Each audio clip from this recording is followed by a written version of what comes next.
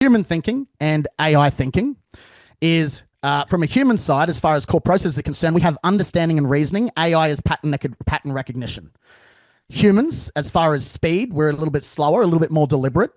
AI thinking is instantaneous and at scale. And by instantaneous, I mean like 1.2 seconds thereabouts, as soon as it can grab the information. Human thinking, as far as intuition, we're emotional. AI thinking is just statistical, based on probability. Okay? Human thinking, as far as learning, it's slow and experience-based. AI thinking is fast and data-driven. All right? As far as consistency, we're very variable. We're context-dependent, heavily context-dependent. You give a human the wrong context, there's consequences. AI thinking is a little bit more consistent in its nature. And we're incredibly creative people. AI is more creative among patterns.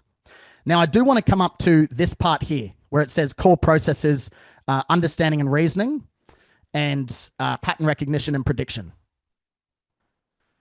There is a caveat to that. AI is starting to get to the point, and I'm educating you on this now because this is new technology, and I just want you guys across this. AI is getting to a point, to be really honest, probably in the next 4 weeks, if I'm being honest, where we're going to be in a world where this is just a normal, right? Where it understands context. And so there's platforms now that stitch together memories, super memory being one of them. This is a memory graph that I have of Jarvis. It's filled with, I don't remember exactly how many memories, but it's quite a number. There you go, 70,000 memories that it has of conversations that I've had with it. So although I say they don't know context, yeah, hi Jarvis. Although they say although I say it doesn't understand context yet, we are kind of getting to a point where it does kind of understand context. And we're probably 4 weeks away from this being, 4 to 8 weeks away from this being a little bit more mainstream.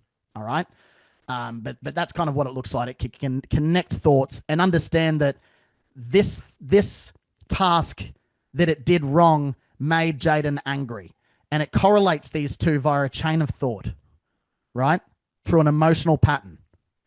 And then it understands, actually, this is a problem. Okay? So we're getting to that point. We're not quite there yet, all right? And certainly the main models that we'll go through today, being ChatGPT, Grok, Claude, Perplexity, they're not there because they're not a specific AI agent. That's a tool that you're going to use in order to better your career, better your business, or just be generally better. Okay? So just as a caveat to that. All right? So why does all of this matter to you? Understanding the how changes the what you get out of AI. That is your competitive advantage. When I was building Jarvis for me, it bothered me a lot because it continued. The biggest problem I had, and this is actually the problem with ChatGPT, with Grok, with all of the models, is it forgets what you tell it from time to time. Okay? I don't know how many people on this call have had a conversation with ChatGPT in the last 6 months where you have explicitly told it very clearly what to do, and it goes, and it'll be a long conversation you're having with it, and all of a sudden it'll go like, oh yeah, you're right. Like, you did tell me that earlier, and I'm sorry. I'd be like, yeah, I'll get it right next time. And all you can think is like, oh my God, you idiot. Like, like this is really frustrating. I don't know how many of you have been frustrated with AI. Don't be cruel to AI. Word of warning. But it has a tendency to forget. It's a problem. But it's a fixable problem. It's a solvable problem. When you understand context windows, when you understand that. So the how it understands, how it grows is super important to how you prompt it. Okay? Context truly does become king. All right? That is your advantage. So you'll know what to ask for. You need specific, detailed prompts, which creates a very clear pattern for it to follow. I'll give you an example of not giving it enough context in a moment. You'll understand its limits very clearly, and you'll just get better results. Okay? More on this. So, we're going to do this. We're going to do this. We're going to get it to complete this pattern. Pretty straightforward.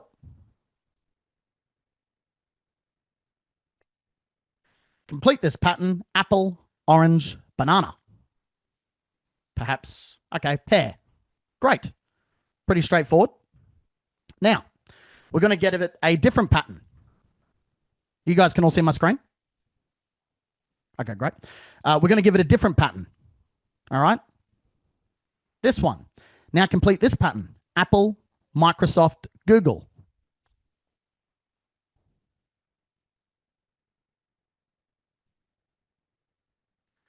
Amazon.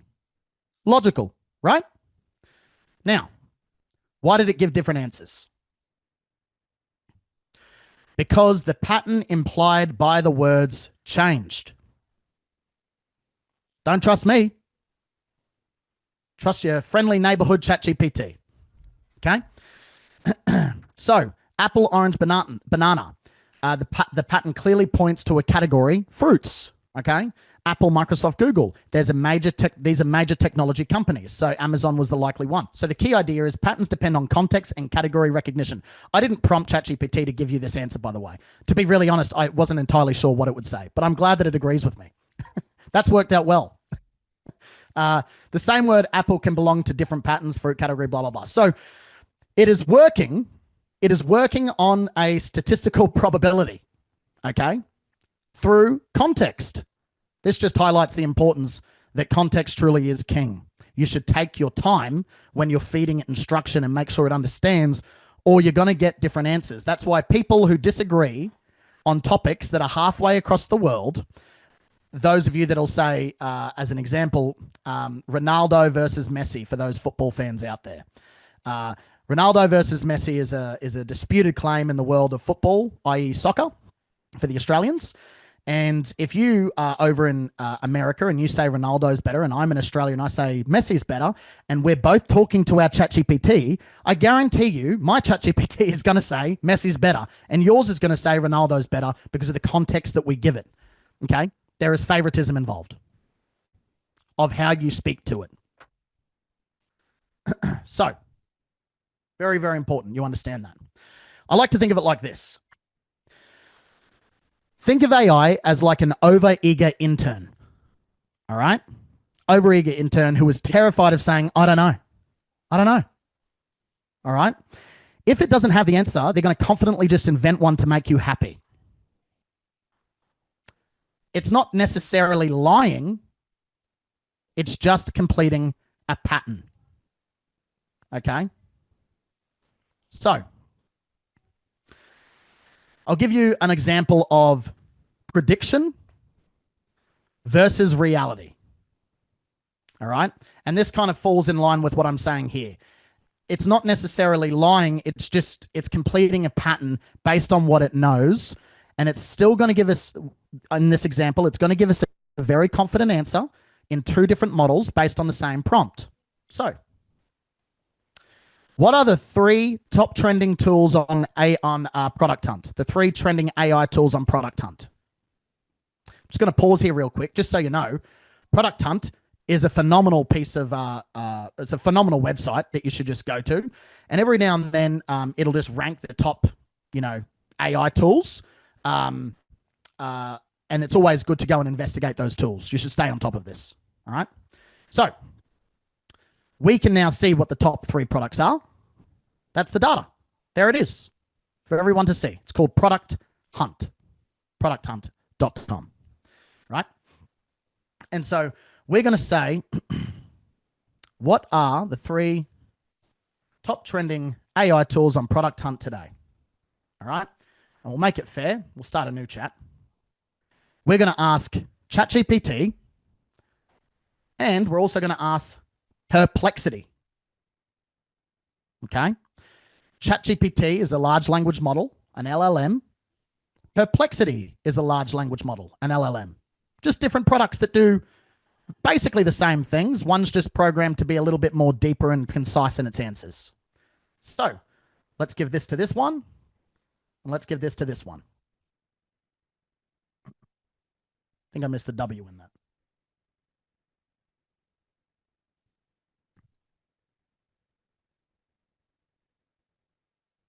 Okay. So, great. Here are the top 3 trending AI tools on Product Hunt today, based on what ChatGPT has said. Visual Translate, Chronicle 2.0, and Claude Code Review. Now, they're great answers. They really are, because all 3 of those tools, by the way, are really good. I will give it credit for that. However, the truth is that's not true. That's not factual. Really, it just gave me a confident answer. ChatGPT just straight up lied to my face. Okay? Perplexity. Product Hunt doesn't list today's products for March 12th, 2026 yet, so there's no way to see the top trending AI tools for right now. The daily leaderboard page shows a message saying you're trying to look into the future, blah, blah, blah, blah, blah. What it's basically saying here to me is I can't really pull the data. It gets refreshed at a certain point, so I can't give you the most up-to-date right this very second because it's not embedded as a scraping tool like other AI products, right? So here's the difference. One lied or gave me a confident answer that most people would just read and accept that to be truth. The other gave me honesty. Now, if I was writing a legal letter, if I was in the accounting business, this is of concern to me because it's going to give me confident answers around different clauses in a contract. Say your employer gives you an employment contract, right, for a new position, and there's a bunch of things in there that says you have to work for me for 3 cents an hour, and then you upload it to ChatGPT, and ChatGPT is like, oh, that sounds fantastic. You're making the right move. Nice work. That doesn't sound great to me. That doesn't sound good. Okay? But Perplexity might say you might want to investigate these clauses. The right tool for the right job matters. Okay? So we're going to get into the tool stacks in a moment. All right? So, different answers. Now, what I'm about to go through here is very, very important. It's so important. This is kind of boring, but it's so important. I really need to get that point across. Okay? And I shouldn't pre-frame it as it's boring. Actually, many of you might really enjoy this if you're anything like me. So, context windows. Every single AI model on the market today, you name it, they have context windows. Okay? Which is a limit to how much text it can process at one single time. Think of it as a short-term memory cycle. If a conversation you're having exceeds that window, the AI will forget and go back to the beginning. Okay? So, over here we have some models. We've got older models. We've got ChatGPT 4, Claude 3, and Manus. And we'll talk more about Manus in session 4, but I put it here as a so you understand. Now, when AI first came out, the limit was literally 4,000 tokens, right? And just think about it as 4,000, and the easiest way to try and wrap your head around it is just 4,000 units of thought, right? 4,000 units of thought. ChatGPT 4 then came out, which was revolutionary at the time. We now use them as low-level models because there's ChatGPT 5.3 now, or 4. It's up there, which has more tokens, by the way. But ChatGPT 4 has 128,000 tokens. Claude 3 had 200,000 tokens, right? Manus is, it depends. By the way, Claude, you can get as many as 5 million tokens, right? So there's a lot. Now, here's why it's important. You guys raised your hand before when I said, has your bot ever hallucinated? Has it ever basically just been like, oh, I totally don't remember anything of what we're talking about just now? That is because of context windows. And that is why prompting matters. Because there are 2 ways you can do this. You can sit down with your bot and you can have a long conversation with it going back and forth, yeah, But what that does is it eats into the context window. And so now you've got a big chain, a big page of just stuff that you're talking to it about that it has to remember. And think of it like this. Before it sends you the next message that it sends you after you've sent your message, it goes back. It reads every single thing. Then it gives you an answer. Now, it does that in the space of 5 seconds, but it still does that. You can't imagine the data warehouses would be, we don't have enough space on Earth to house that kind of data. You can imagine, right? That's why context windows exist. All right. So it goes back, reads all the data, then it sends you a message. But they're programmed at a point where, if you're talking to ChatGPT 4, it goes, I'm going to condense this real quick because I'm not reading all that. That's insane. And it condenses it, right, into one summary. And so all that context and nuance and conversation that you've taken the time out of your day to feed it, it's just summarized in like 5 lines in a paragraph.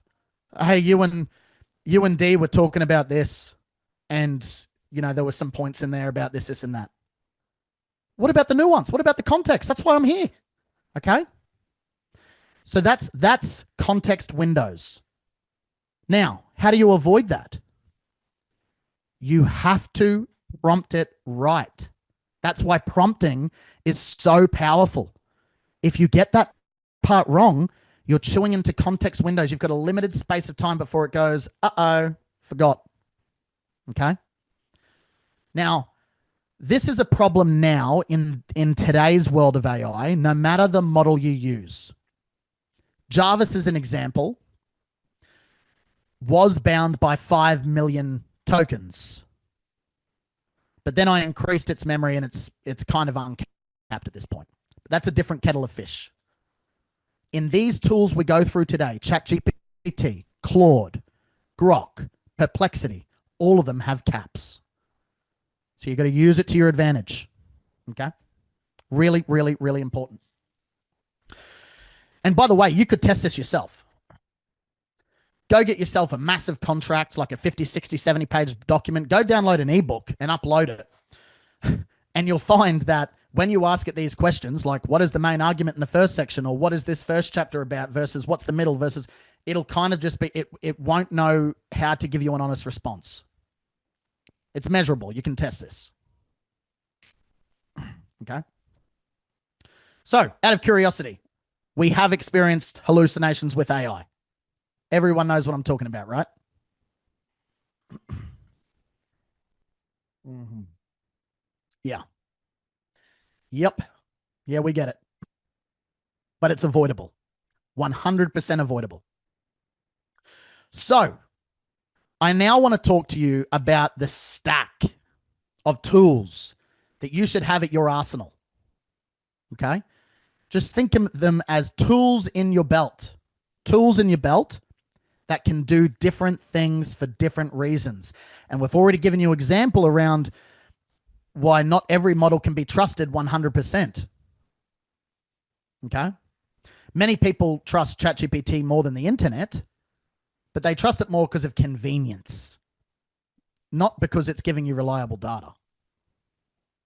And again, I'm not bagging ChatGPT. I use it all the time. It's a phenomenal tool, fit for purpose. Okay? So here's the lineup of what we're going to go through today primarily.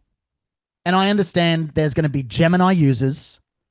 I understand that there's going to be Grok users. I'm all for you guys as well. I've got Gemini. I've got Grok. I've got Grok over here. He's just chilling. I usually use them to connect to something else, but phenomenal tools. I'm not bagging any of the tools. There's a purpose for them all. But today we're going to go over ChatGPT, Claude, and Perplexity. Okie doke. So, ChatGPT is phenomenal at creativity and speed. Okay? It's very fast, arguably the fastest of the models. Okay? It's going to give you very quick answers. It's creative. It's conversational. Very good for brainstorming, drafting content, and quick answers. Now, I do want to pre-frame this. It's even better if you have a natural ability to take two sides of an argument. If you can honestly sit yourself in the middle of a position, even if you're on one side, right? If you're on one side of the political aisle, so to speak, and you can be like, I'm going to be as neutral as I can. Give me arguments for and against. I want both. It's a really good tool. So I won't take anything away. It just depends on the user. Okay. Claude is very careful, very analytical, very good at deep thought, very good at nuanced conversations, has incredible recall. And I'll show you how to make sure that your recall is set up. Most people's aren't. I only discovered that the other week. I couldn't believe people were using it without the memory settings that it's got. Just built into it, by the way. It's less prone to lazy answers. If it doesn't understand something, it'll tell you it doesn't understand. Okay? Higher context windows in there as well. Doesn't mean it's the best for brainstorming, right? And then there's Perplexity. It is the researcher. It goes deep. Phenomenal analytical tool, okay? It can give you real web citations, live data very quickly. It can cite massive documents, massive contracts, and give you answers that it understands only if it understands it on those contract matters. As an example, right? So good for facts and sources. So ChatGPT, this is how it thinks. It's trained on diverse internet data and optimizes for conversation and creative generation. Out of curiosity,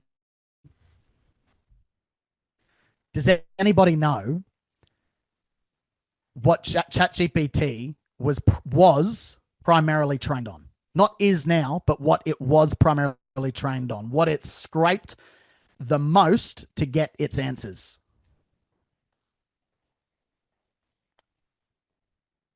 No?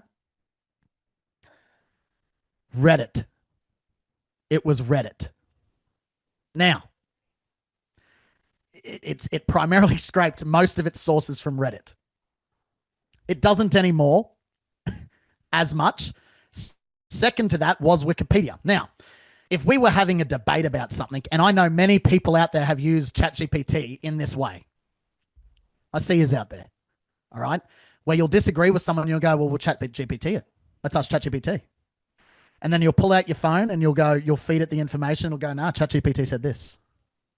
That's what it said. So there's that. Okay. Would you trust, imagine we're having a disagreement about something and I went, well, hold on. Let me go to Reddit. Let me just go to Reddit real quick and find a thread. And then you're scrolling through the threads to prove a point. It would just be an interesting way to have an argument. So you have to understand where it pulls its information. Now, does it do that now? No, they got found out pretty quick on that one. But it did. And a large amount of its brain was formulated from the general populace, the general opinion of people. That's how it was built, right? It's the average, the means of people that use it, all right? So the best use cases for it are brainstorming, okay? Ideation, quick answers and explanations, quick response, writing and content creation, and coding assistance. Now, out of all the tools I have today, and I am subscribed to every single tool. I still use ChatGPT when I want to do a big just brain dump, and I get it to kind of analyze my thoughts, and I can get it to spit out priorities pretty quick, and then I go, you know what, that's a fair assessment. I don't take everything at face value though. It is also phenomenal when it comes to content marketing, right?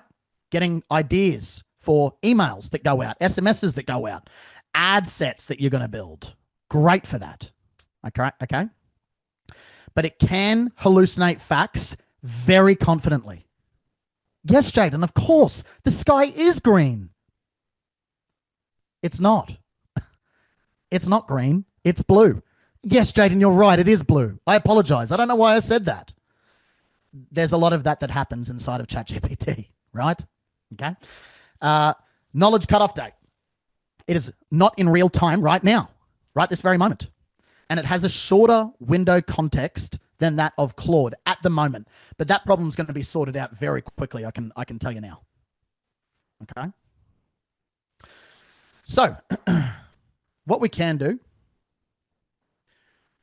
is I'll give you an example of ChatGPT being creative but untrue. So it's going to be creative, but it's not going to be real. Okay. So write me a funny 3-line poem about AI that makes mistakes. Let's do it. Let's create a new chat. Here we go. Write me a funny 3-line poem about AI that makes mistakes.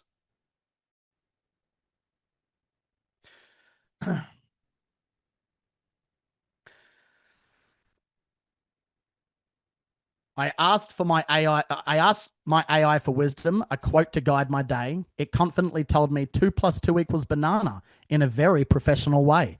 So now I double check the genius that auto corrects my resume. Okay. So is this poem factually accurate?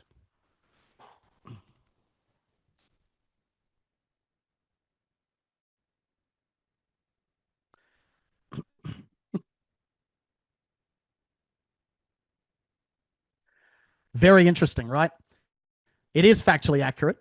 And if each of us were to prompt your own chat GPT with this same question, write me a funny 3-line poem about how I'm going to make mistakes, it'll all give you a different poem. Some will be factually accurate. Some will not be factually accurate. Many, in fact, 80% of them won't be. Okay? Many of them won't be, which is really the point. It's really the point. Creatively, genius. Very good. Spat that out in seconds. Claude might spit things out in seconds, but it'll take an extra 4 seconds. So why use a deep analytical tool for the same poem that I can get from ChatGPT? But in saying that, ChatGPT has no problem lying in the poems. It would happily give me false poems that aren't real. And then I could ask the same question, is it factually accurate? And it'd go, well, it's not, but you asked for the poem, so I gave it to you. And there's a difference in models there. So, Claude. Claude is a phenomenal tool. Jarvis's main brain is connected to Claude, right? As its main hub. Now it's also connected to Grok, Gemini, ChatGPT. It's connected to everything. But as its main source, it's Claude. And I chose Claude because I wanted the main brain to be careful about the information it presented me.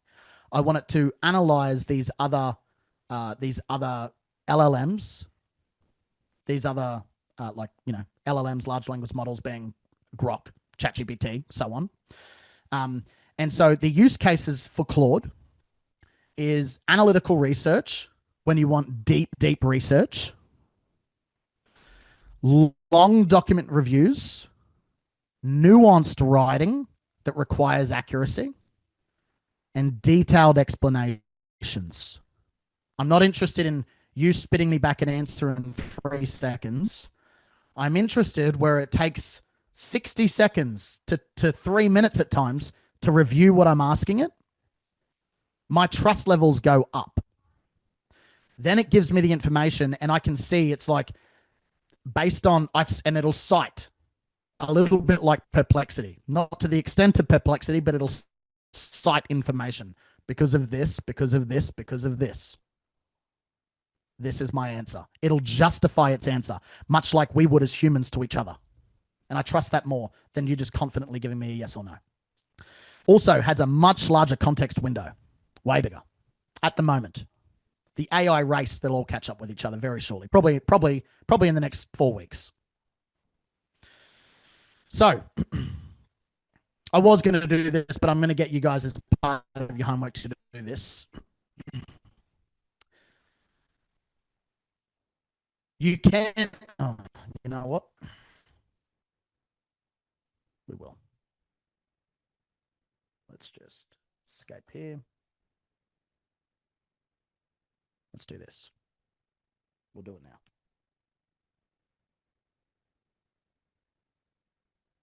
me just stop sharing for a second, team.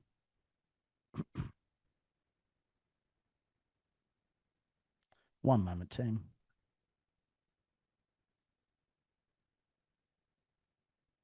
Where did that go?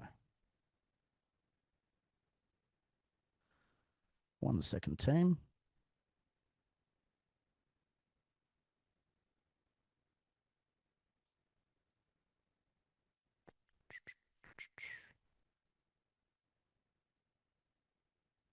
There it is.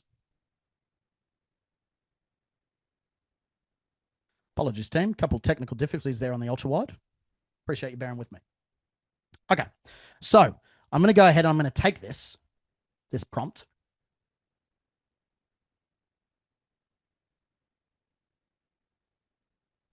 Okay, and we're going to put that in Claude. So, and I'm also going to show you some other cool stuff that we can do inside of Claude as well. You guys can still see my screen? Fantastic. Okay. So analyze the pros and cons of using AI in small business hiring, be balanced and detailed. The case 4 took a little bit longer. Claude is getting rapidly quick, I must say. In the space of 3 weeks between presentations, from this exact presentation to the last week, this has improved tenfold. And it just shows the rate that AI is improving. But it gives you an effective case for, gives you an effective case against, gives you an honest bottom line.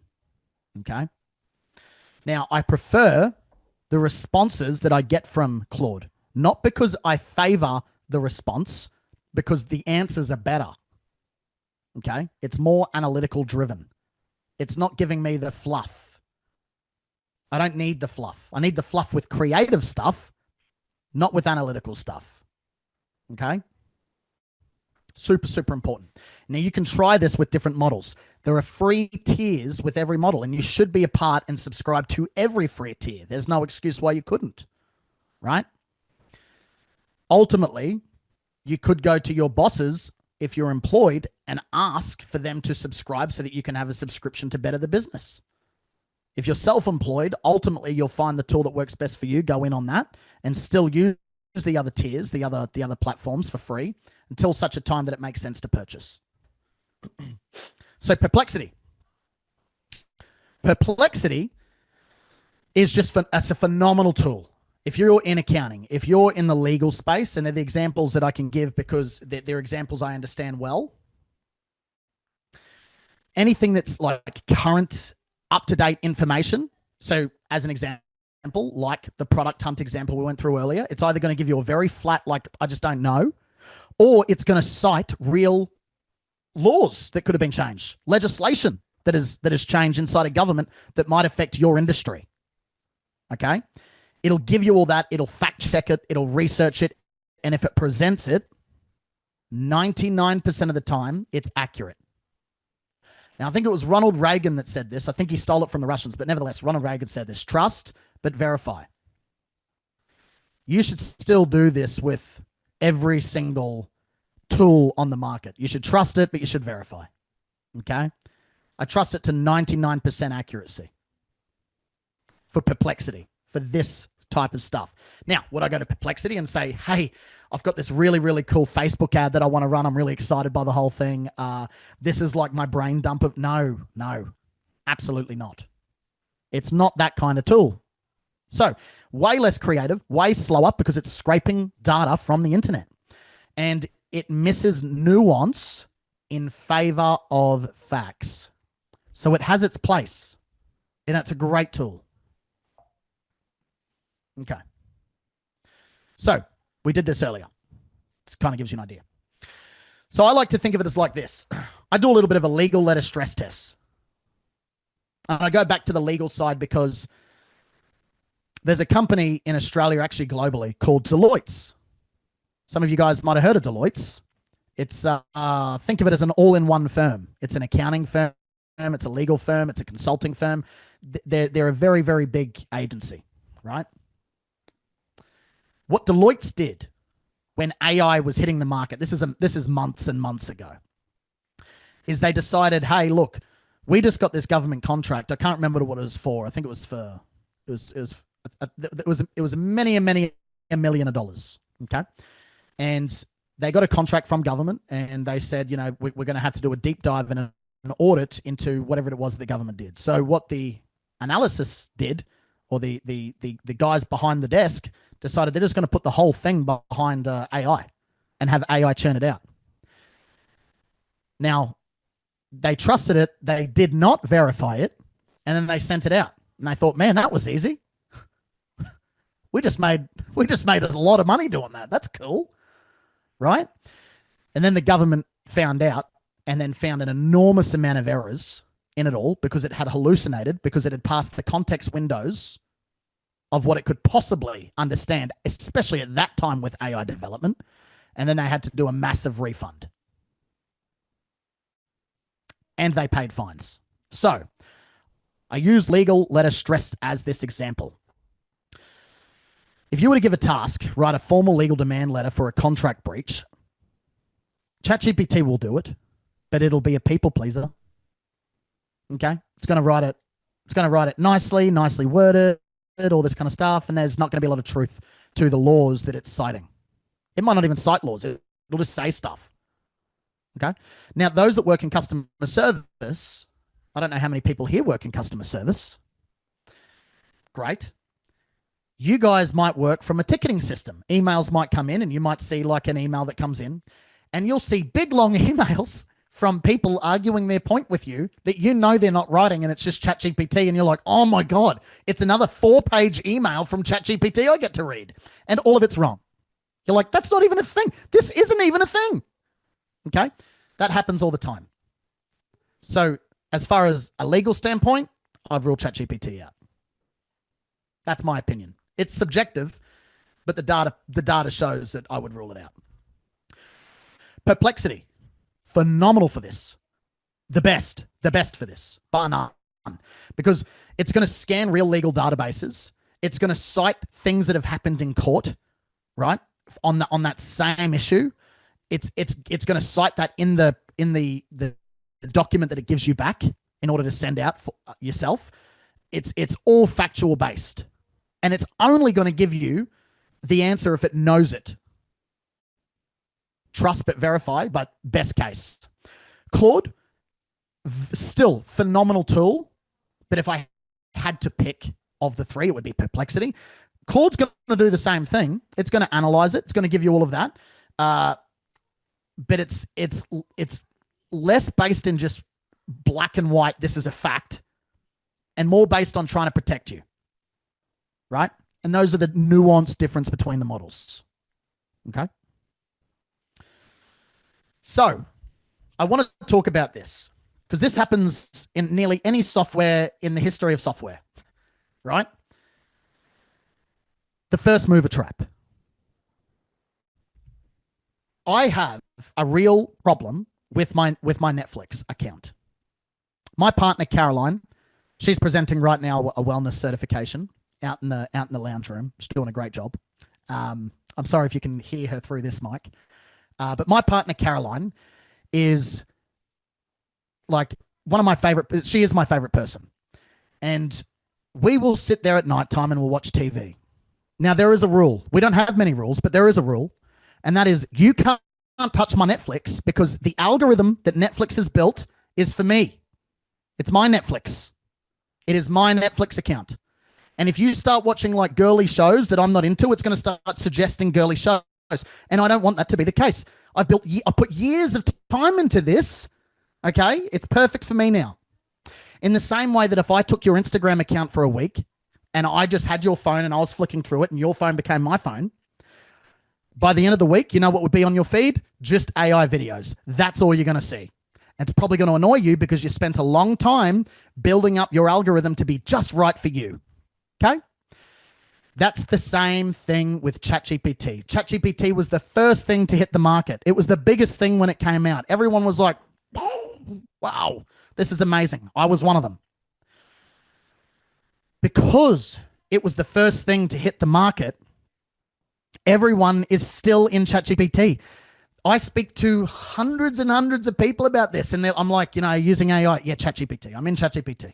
I'm using ChatGPT. That's my thing. That's what I use. That's got my whole life in there. Yeah, ChatGPT. And I'm like, okay. What about the other tools? Nah, no. That'd be like having like 10 different subscriptions when I only need Netflix. Why would I do that? Because there's really good shows on Amazon Prime and Apple TV. That's why. Okay? Same thing here. Exactly the same thing here. So the question is, now that you've downloaded your entire life into ChatGPT, how do you pull it out so you don't have to just switch to a different model and then retrain the model? How annoying would that be? It's so annoying. What, I got to download my whole life? I've just invested 2 years into this thing. I'm not going to do that. I'm not doing that again. I'll show you how. So this is how you do it. It's actually really simple, simpler than most people think. And my suggestion to you is to do this soon. Because if I'm thinking as a business person from the perspective of OpenAI, the creators of ChatGPT, I would be removing this. I would remove this as an option because I wouldn't want them taking data and putting it into another model, right? I just wouldn't. I'd just be like, just stay here. So here's what you can do. Down the bottom here, there's your name. You'll just have your name at the bottom of the screen inside of ChatGPT. And you'll click it. And you'll press settings. Right? And the settings box comes up, just like this. Then from there, you'll go to data controls.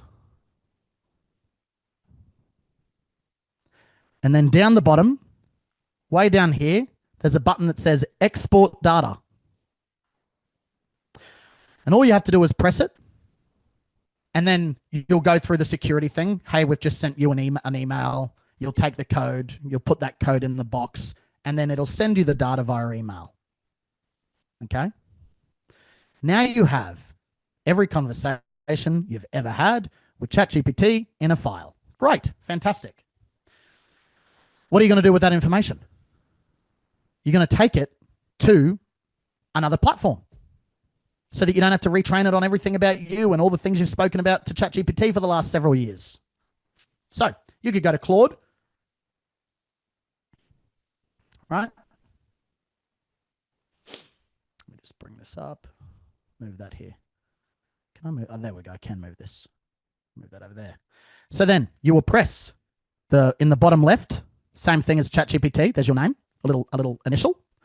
Then you'll go to settings. Now it's going to take you here. From here, there's a couple things that you're going to do. Number one is you'll go to capabilities. And you're going to go to import memory from other AI providers.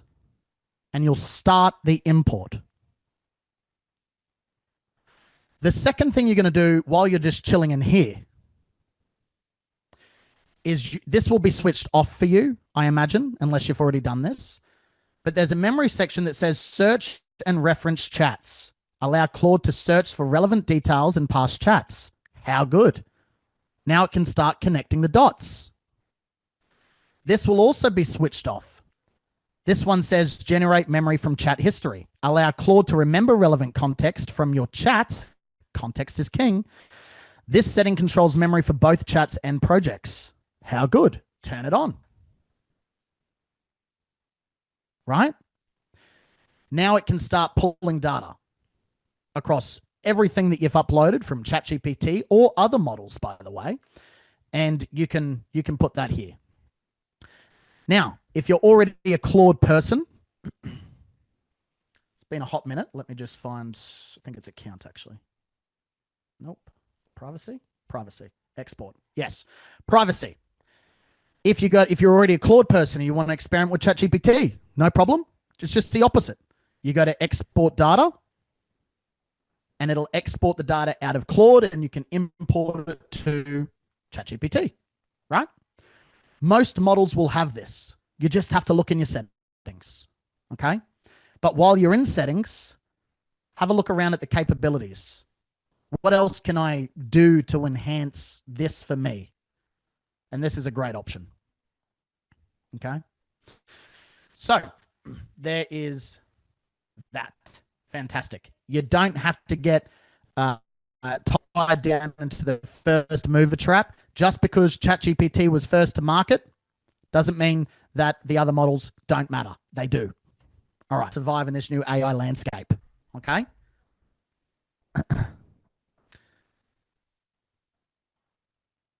You guys can still see me okay? Okay, great. Yes, you want to diversify if you want to survive in this new AI landscape. Okay. So you wouldn't hire an accountant to run your marketing. So why would you ask ChatGPT to do legal research? Right? You imagine seriously walking to an accounting firm and being like, can you run my Facebook ads? It's not the smartest direction to go in. They're probably going to be really confused as to why you're there. Why are you here for Facebook ads? We do accounting. Right? So, break the lock-in. Okay? Break the lock-in. You can go to your data controls, export the data, download the zip, and upload. Please do that ASAP. Really, really important. Now, which tool should you use? All right. Well, if you are the specialist, i.e. analysis, you're writing code, you're doing that kind of stuff, Claude. It's good for long documents. If you're a generalist, just an all-round generalist, Perplexity. Sorry, ChatGPT. Right? It'll kind of do a bit of everything. And the learner. If you're a learner, you're in uni, Perplexity. Okay? Perplexity, 100%. So, curious, what's in your AI toolkit right now? Let me know.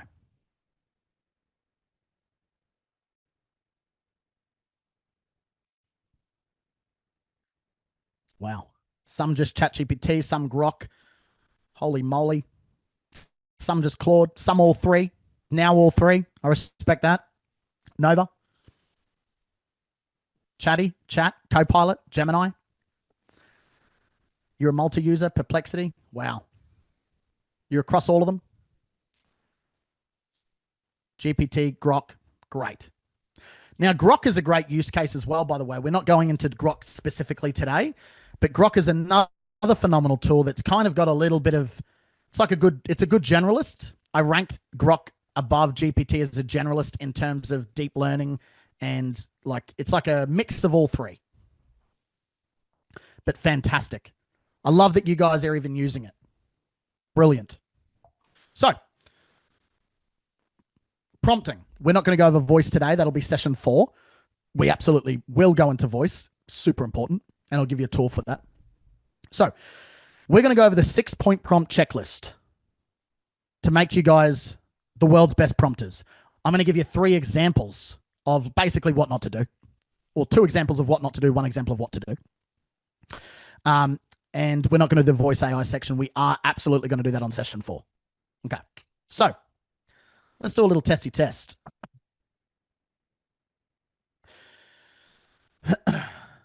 There are weak prompts and there are strong prompts. This is pretty self-evident based on what you see on screen here. Write me something good about AI is a weak prompt. So weak. Okay, you guys can do way better than this. Strong prompt. Write a 200-word LinkedIn post about AI for business owners who are skeptical. Use a conversational tone. Include one specific example. Make it persuasive but not salesy. You know what I like about that prompt? I'm not going to go back and forth with my AI bot eating into my context windows that are going to shoot me in the foot later, when I could just take this, give it to it one time. It has everything it needs to get moving, right? That's the importance of a prompt. So I'm going to give you a bit of a framework for the right prompt. I'll give you a framework for the right prompt. Okay. There are six things that you're going to need to do, but you need to choose the right tool for the job before you get into prompting. So once again, just to clarify, do you need current information? Perplexity. Do you need to take action? Manus. We're going to go over Manus on session 4. Fun fact, these slides were built on Manus. Okay. Do you need careful analysis? Claude. Do you need to creatively brain dump everything? ChatGPT. Do you need quick general answers? ChatGPT. Okay. Great. Now, there is a superpower to negative constraints, better than that of positive constraints. All right. It is more memorable for me to tell you, right? Don't do this. Don't do this. Whatever that thing is, it doesn't matter. Right? You're going to remember me saying that more than me putting a bunch of like, what you can do is this and this and this and this and this. Just don't do this. Right? It works better with AI. I have found. Subjective, but the data shows that that's the case. All right? So positive only. You want to provide the direction, the overall target. So you want to write a friendly follow-up email to a client. The risk, the AI might apologize too much, sound salesy, or use filler words because you didn't say not to. All right? Whereas when you do positive and negative constraints, don't apologize. Don't just use, hey, just checking in, and don't be salesy. There's more to that of rules that it's like, oh, these are rules. I can't break these rules. It understands that better. AI is being geared to not annoy us. That's why ChatGPT basically agrees with things we've said. Right? So here are the 6-point prompt checklist. 1, clear task. What exactly do you want the AI to do? Do you want it to write an email, summarize this text, whatever it might be? But you have to be clear. You have to be concise. 2, you want your audience to be labeled. It has to be clear on what the audience is. All right? You don't supply the audience, there's confusion on how to draft it. Okay? Who's reading this? Is it a client, a 5-year-old, an expert engineer? Very different a bit if you're targeting a 5-year-old, right? Clear goal. What is the desired outcome? You need a desired outcome. Is it to get them to book a call, to explain complex situations, topics, whatever it might be? Okay. Tone defined. How should it sound? Friendly but firm, professional, witty, angry, right? Length specified. How long should it be? This one can be really annoying if you get this one wrong, because you'll get all these right and then it'll just give you like 4 lines. And you're like, no, be long. I want this to be big. I want them to get my point. Okay? And then placeholders. Is there any links that need to be added? Okay? Use this framework when prompting. You'll be 100 times better off for it. Okay? It'll save you context window, precious time that you have in order to get what you need done. So we're going to go ahead and I'm going to give you an example. I'm sure you can imagine the first one being write an email. We'll just use ChatGPT as the example. This is the first prompt. Write an email. Sure. What's the email about? If you can tell me, who's it going to? The goal, key points, tone. Can you imagine, just put yourself in this position. You're in an office. You walk in, you open the door. There's the intern. They're just sitting at the desk. They've got their morning coffee. They're sitting there with their morning coffee. They turn around, they see you, and you go, write me an email. And then you close the door. That would be odd. That would be a weird thing to do. They're probably going to be sitting there thinking, about what? I don't know what to do. And they're going to freak out. And maybe they won't be an intern anymore. Okay? Now, the cool thing about AI is it can't leave. We own it for now. So the more context, the better. So level 2, this is a better prompt. I wouldn't say it's perfect, but it is better. So here it is. Write a short professional email to a potential client who booked a call but didn't show up. The goal is to reschedule, keep it friendly and confident, keep it under 120 words, include a booking link placeholder like calendar link. Now I've provided this a lot of information. Great. Now I've got an email. Fantastic. The intern now appreciates us. So, hi, name. Sorry we missed each other on the call today. I know schedules can get busy. If you'd still like to connect, you can grab a new time that suits you here. Looking forward to speaking with you and understanding more about what you're working on. Best, your name. Great. Fantastic. Now, if you want expert level prompting, even that's not enough. We need more like this. It's going to be role defined, dual goals, primary and secondary goals, negative constraints that are crucial, style and structure, and it's only going to write the email. I've been very, very clear about the things that I want done. Okay? Here's the prompt. You're writing as a senior client success manager for a professional service business. Write a short follow-up email to a potential client who booked a call but didn't show up. Primary goal, get them to reschedule. Secondary goal, reinforce professionalism and momentum. Tone, confident, friendly, direct. Calm authority, not salesy, not desperate. Constraints, over 150 words. Do not apologize more than once. Do not use phrases like just checking in, no worries, or if you'd like. Do not sound needy or overly accommodating. Do not use hype or marketing language. Do not ask open-ended questions. Style, short sentences. Clear call to action. Sounds human, not corporate. Structure. Acknowledge missed call. Re-establish person with the call. Direct reschedule CTA with the calendar link and a friendly sign-off. Now, you guys might be going, that's excessive. But it can't get it wrong, can it? Because I've been very precise. Now, anytime as you're scaling your business or you're working as an employee like I am, I have now hundreds. I might have 1,000. I might have 1,000 prompts now. Okay? Like a prompt king. Not a prom king, prompt. And so what I've got is a list of everything uploaded into our ticketing systems inside of Intercom for customer service purposes.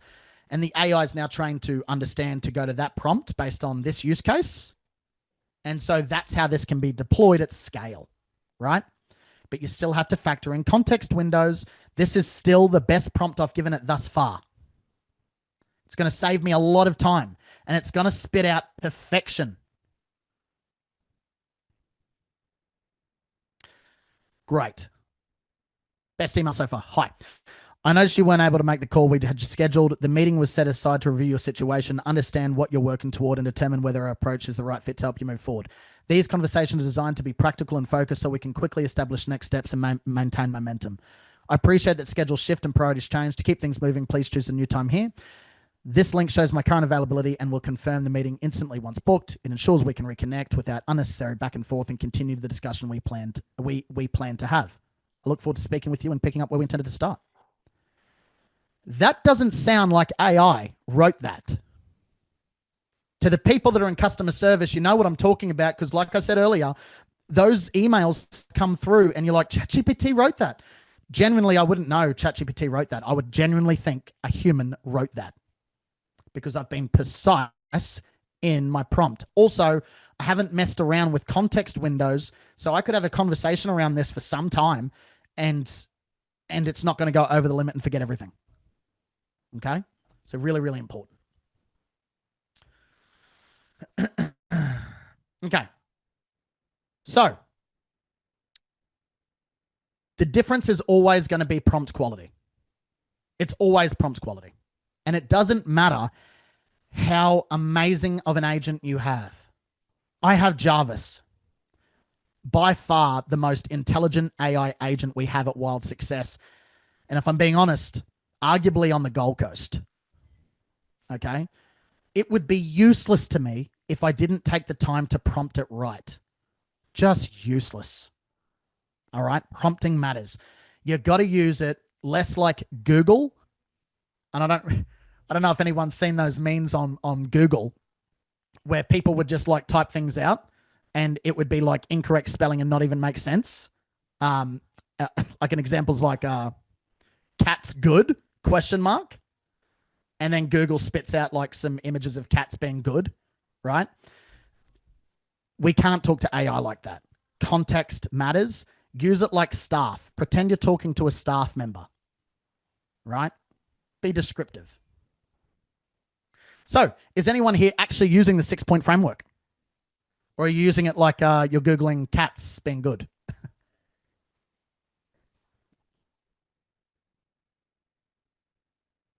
Fantastic. 50% of the time, some of the time, no, sometimes. No. Some of you guys are mostly brilliant. You've gotten better. My expectations would be that you guys get much, much, much better. Much better. Okay? At prompting. Because as this scales and as we build out agents, the only thing that matters in the beginning is the prompt. You get that wrong and the whole thing, the whole thing falls on its head really quick. So if you're needing to prompt AI every single time, and by that I mean if you're having back and forth conversation with ChatGPT, which is ultimately the prompt, that's not good. If you get it right, it's one prompt and you're done. Okay? So, agents and automations, the multiplier effect. All right? Here are some common AI mistakes.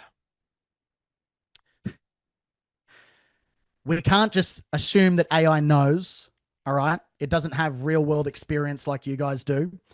It only understands patterns and the text you provide. That's it. All right? Make no mistakes, AI is getting better. We have MD, which is markdown files now. And so it's got its centralized brain, and we can have thousands of files that we can train it on that are marked down, and it can go through and scan those files. We can build agents like that now, but it only knows what it knows, okay, based on what you give it. Never trust facts blindly. Trust but verify. Don't ask the impossible. It can't predict the future. No, it doesn't know if we're about to go into World War III. It has no idea, okay? It'll just give you statistical probabilities. All right? And don't expect a perfect result from a single prompt, unless you're using a 6-prompt framework like I've given you. That's the caveat. All right? The bigger the prompt, the better. Sometimes I'll spend 25 minutes working out my prompt, and then I'll feed it because I know I've only got to do it once. So, getting better. You want better results. You got to define the goal. You have to select the right tool. The tool matters. Don't just pick ChatGPT. Pick the specialist, whether it's Perplexity for facts or Claude for analytics, or ChatGPT if it's relevant to marketing and brain dumping. Craft the prompt. Provide context, constraints, both positive and negative. Okay? Treat it like delegating it to a smart intern. Evaluate output. Never trust blindly. Check for hallucinations, tone, and accuracy, and iterate and refine. The first answer isn't always going to be the best answer, so you just got to keep iterating and iterating and iterating and refining until you get what's needed. Okay? So, this is how I would stack if I wanted to build out a workflow for content creation. If you're in the content creation space, this is what I would do. I'd have Perplexity research trending topics, right? I'd get real-time facts and gather verified citations. Okay? But it could get real-world topics on anything. So you could be like, what's the number one, as an example, if you're in YouTube, right? What's the number one YouTuber doing right now, or the top 5 YouTubers doing right now in this particular topic, in this particular space? What are they talking about? What's trending? Boom, boom, boom, boom, boom, boom, boom, boom. Give you everything. Great. Now you're going to draft that. Now you have information from a reliable source in Perplexity. You don't have to do that in ChatGPT. Next is ChatGPT, where you draft it. Great. I want you to brainstorm 10 catchy headlines and write a fast draft based on this data that I just got from Perplexity. Right? Now ChatGPT actually has good information and a massive prompt to be able to give you what you need. Then refine it. ChatGPT spits it all out. Put it in Claude. Rewrite for professional tone or fun tone or whatever it might be. Check the logic and add nuanced context and depth. Great. Builds it out even further. And then executing upon that on session 4, we will go over Manus. It's a presentation in of itself. To generate the necessary posts that you need, or slides that you need, or website that you need, or landing page that you need. That would be my stack. However, in marketing analysis, slightly different. Slightly. Perplexity to gather the data, Claude for deep analysis, GPT on the strategy of it in terms of deployment, and Manus's execution. So it just depends on what space you're in, or what industry or what niche you're in, for the right tool for the right job. Okay? All right. So we will go over Manus at a later time, but here's the future of AI thinking. I wrote these slides about 3-4 weeks ago. So all of these are actually here. All of them. So multimodal thinking. AI is moving beyond just text. Future models will think natively across images, audio, video, and code simultaneously. It does that now. It does that. We're doing it. We're doing it, team. Agentic AI. The shift from chatbots, the talk agents, to just agents that do. AI will autonomously plan, execute, and complete complex workflows with minimal human supervision. We're doing that now. We do that in Wild now. Okay. Specialized thinking. Instead of one giant model doing everything, we'll see highly specialized expert models trained on specific domains. That is true. ChatGPT is releasing to select users, they're betaing this, a health tab that's connected to everything in Apple. And so there's a GPT specialized for your health. That's going to happen at scale. But you should still diversify. What the big models are going to want you to do, all of them, GPT, Claude, Grok, all of them, they're going to try and build a warehouse that's perfect. This is your one-stop shop. You don't need the others. Go here. Claude's doing a phenomenal job of this. Brilliant. And I love Anthropic. Big Anthropic fan. My favorite. If I had favorites. Okay? But I still diversify. They all have unique talents. Collaborative thinking. Swarms, funny term, of different AI agents working together, whether it's a researcher, a writer, and an editor, or an AI collaborating to produce a single high-quality output. Swarms wasn't a thing 7-8 weeks ago. There's a model called KimiK 2.5, which is a Chinese open source model that has developed swarms, where you give an input like, hey, write me this email about blah, blah, blah. It generates up to 100 different agents that all specialize in little things. One's a writer, one's analyzes the market trends. One, they all do different things. And it reports back to the main agent to do the task. It's referred to as swarms. That's happening now. Okay? This just shows the rate that AI is advancing at. Don't treat AI like a magic trick. Treat it like an engine. Okay? Treat it like an engine. So you don't just ask AI, you know exactly which tool. So make sure you choose the right tool for the right job. If it's one thing you take away, right tool for the right job. Precision. You understand pattern recognition, so you write prompts that guide the AI rather than hoping for a lucky guess. Be precise. And scale. Scale this up. While everyone else is chatting, build out the workflows that automate entire business processes. But you need different tools in order to do that. So here's your takeaways. AI is pattern recognition, not magic. It's only going to predict the next likely outcome. We proved this today on today's call. Apple, banana, pear. Apple, Amazon, Microsoft. Different. Different tools have different brains. Don't use a hammer for a screw. Use Perplexity for facts, Claude for analysis, and ChatGPT for creativity. And we'll use and show you how to use Manus for action. Okay? Context is king. Understand context windows. Short-term memory prevents AI amnesia and enables complex tasks. In other words, be precise in your prompts so that you get more out of the model. Clawbot's fantastic for that person asking that. That's what Jarvis is built on, now called OpenClaw. So 4, you get what you ask for. Prompt engineering isn't technical. It's about clear communication. Be specific, provide context, and set constraints, positive and negative.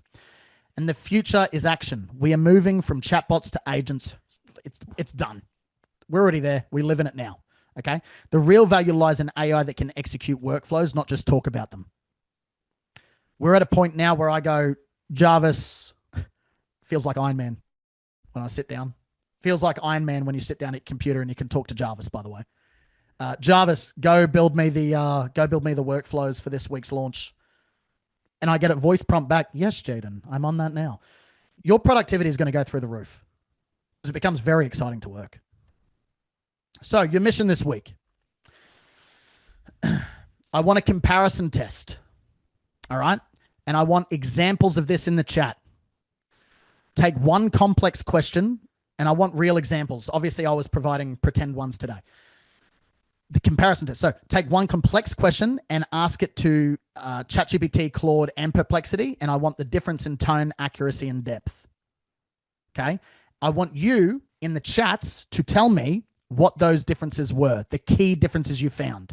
You don't have to tell me your prompt, just effectively ChatGPT, Claude, and Perplexity. I want you in your own words to describe what you found the difference to be in those categories: tone, accuracy, depth. 2, the prompt audit. Take a prompt you wrote recently that gave mediocre results, a real prompt you wrote recently.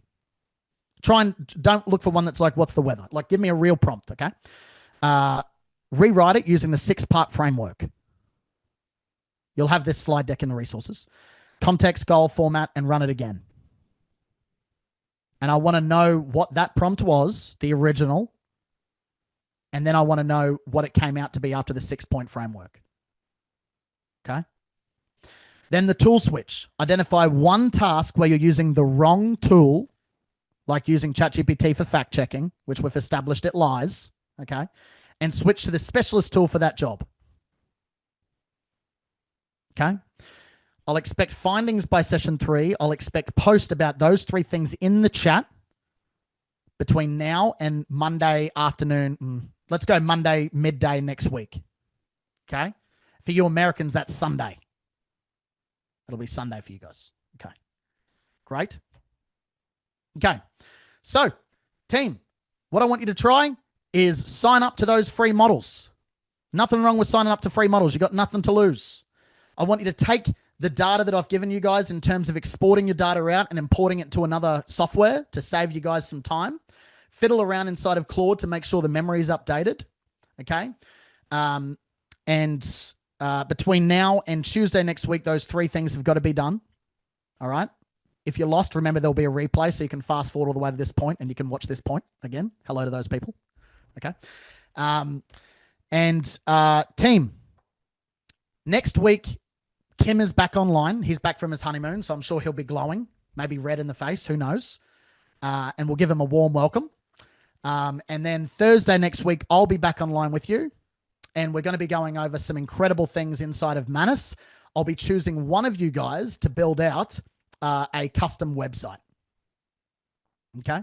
So we're going to custom build a website from start to finish, all the way through. And we're also going to be going over a voice agent to save you 4 times the time. Fantastic. Team, I love doing this with you all. Thank you so much for jumping online, bearing with me through this today. I hope you got a lot out of it. And we will check in Tuesday next week. You got a lot of work to do. We'll see you soon.